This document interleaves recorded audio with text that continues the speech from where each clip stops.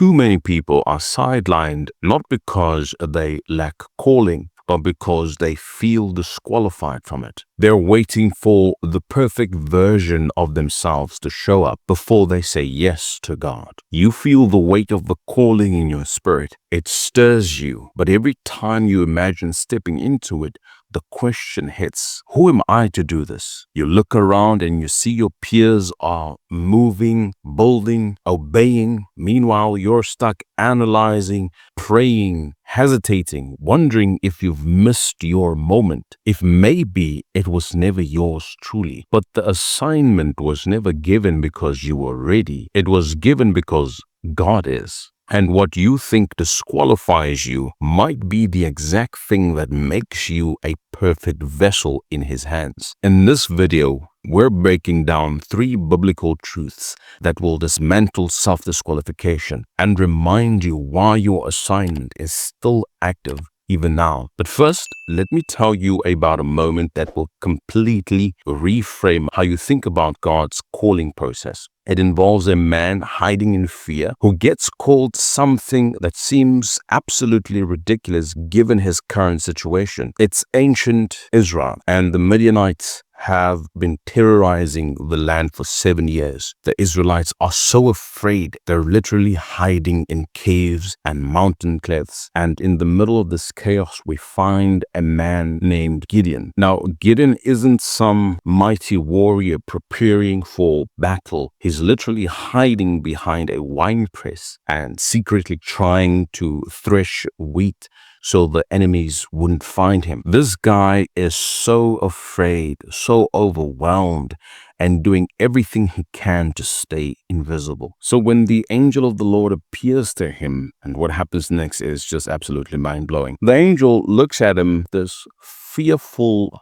hiding man, and says, "The Lord is with you, O mighty man of valor." Wait, what? Mighty man of valor. Other translation says mighty warrior. This guy is literally cowering in fear. But what I learned is that God wasn't describing Gideon's current state. He was declaring Gideon's true identity and future destiny. God sees your potential, not your current position. This is the truth that will revolutionize how you view your calling. When God calls you, He's not looking at your resume or your past failures or your current fears. He's looking at what He's placed inside of you and what He knows you can become through His power. In psychology, they call this cognitive dissonance. It is that tension, that uncomfortable tension between how you see yourself and how God sees you. Here's what most people don't realize. That tension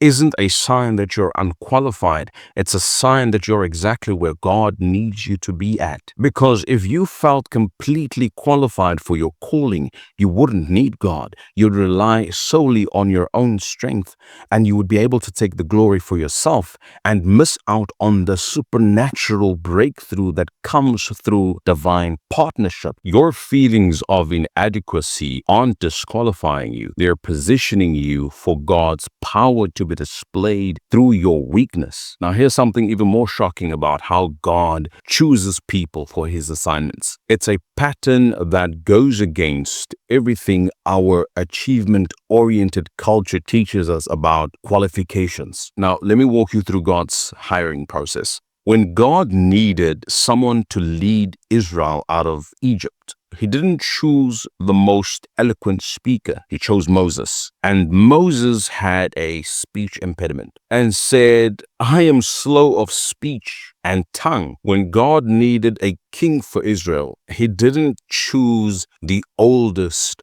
the strongest, or the most obvious candidate.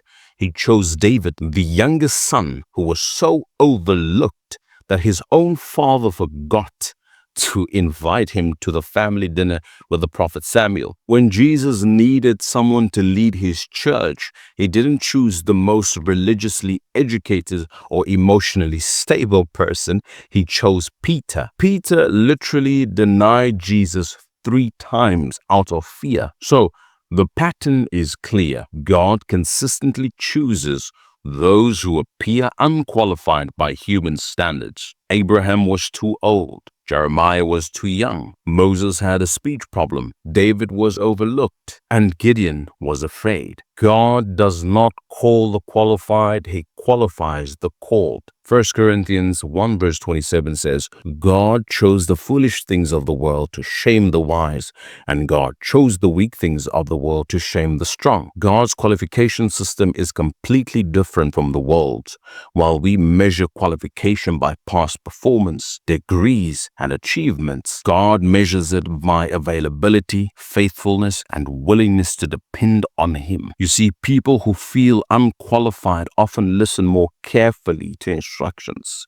They depend more heavily on guidance and give more credit to others for their success. In God's kingdom, these aren't weaknesses, they're strengths. Your inadequacy is not a bug in God's system, it's a feature. It ensures that when breakthrough comes, everyone knows it was God's power, not your own, not your perfection, that made it possible. The enemy wants you to believe that your inadequacy disqualifies you, but the truth is, your inadequacy is exactly what qualifies you for God's assignment. And there's something that most people miss about stepping into God's calling, and it's the key to breaking free from the endless cycles of waiting to feel ready. Let me tell you about the most counterintuitive military strategy in history. After God called Gideon mighty man of valor or mighty warrior, you'd expect him to assemble the biggest, strongest army possible, right? But when 32,000 men showed up ready to fight,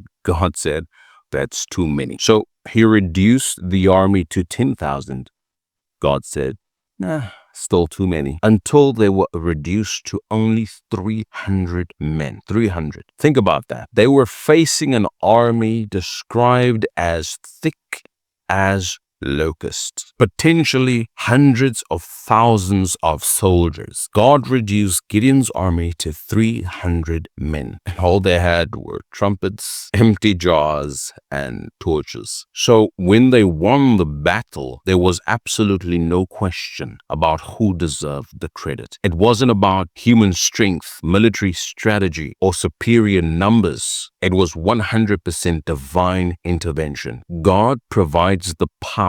All you have to do is provide the obedience. The qualification process doesn't happen before you step out. It happens as you step out. Faith isn't the absence of doubt. It is obedience in the presence of uncertainty. You don't need to feel ready. You just need to be willing. There is a theory called self-efficacy. And the theory suggests that our belief in our capacity determines our behavior. But in God's kingdom, we operate on God efficacy. Our confidence comes from His ability, not ours. So stop waiting to feel qualified. Start where you are. Use what you have and trust the process. God qualifies you through participation, not preparation. Your assignment isn't waiting for you to feel ready. It's waiting for you to be obedient. The same God who called you mighty warrior while you were hiding is the same God who will equip you as you walk. What I love about realizing your assignment is still active even when you feel unqualified is that it kills the lie that you need to be more impressive for God to use you. He already called you, and that settles it. But here's what happens next. Once you finally accept the call, a new pressure creeps in. This urge to perfect everything before you move. You start thinking, if I could just get it all right, then I'll be ready. But what if that pressure to be perfect is actually keeping you from being prepared? How do you move forward when you're scared of messing it up? Well, it starts by clicking the video next.